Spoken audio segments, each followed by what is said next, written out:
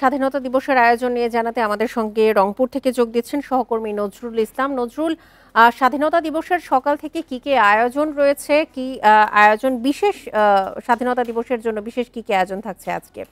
এই ঈদে জামা জুতো অ্যাক্সেসরিজের ডিসকাউন্ট।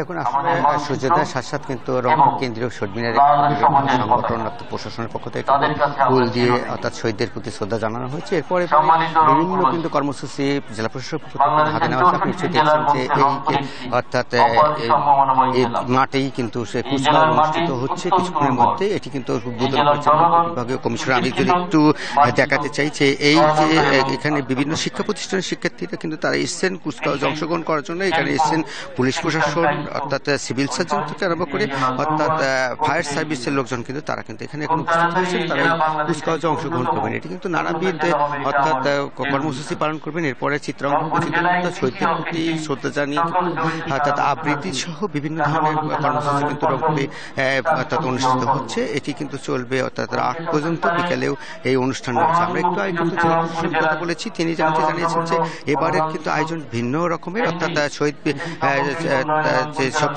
24 শহীদ বিপ্লবী যারা হয়েছে তাদের শ্রদ্ধা জানিয়ে কিন্তু, এবং যারা 71 সালে অর্থাৎ স্বাধীনতার 26 মার্চ যে মহান স্বাধীনতা দিবসে যারা শহীদ হয়েছে এবং তার আগে যারা যারা শহীদ হয়েছে তাদের শ্রদ্ধা জানিয়ে এই আজকের এই আয়োজন তারা পালন করছেন। আপনি নিশ্চয়ই জানেন যে এটি কিন্তু অর্থাৎ 54 বছর পরে কিন্তু অনুষ্ঠিত হচ্ছে রংপুর এই স্টেডিয়ামে।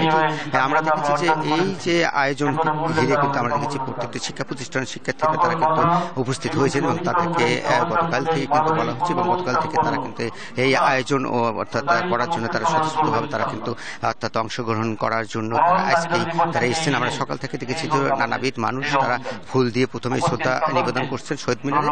শহীদদের প্রতি তাদের দাবিটা হচ্ছে বৈষম্য বাংলাদেশ আর তারা দেখতে চায় না। তারা দেখতে চায় একটা ভালো যে দেশে মানুষ কথা বলতে পারবেন, স্বাধীনতার যে সব ইতিহাস তৈরি হতে পারবে সেটি আসলে তারা গ্রহণ করে নিয়েই কিন্তু এই যে শ্রদ্ধা অর্থাৎ ফুল দিয়ে শহীদদের প্রতি শ্রদ্ধা জানিয়েছেন। এই ছিল আমার কাছে আসলে শহীদ অর্থাৎ 26 মাসের মহান স্বাধীনতা দিবসের সর্বশেষ। রংপুর থেকে স্বাধীনতা দিবসের সবশেষ আয়োজন নিয়ে জানাচ্ছিলেন আমাদের সহকর্মী নজরুল ইসলাম।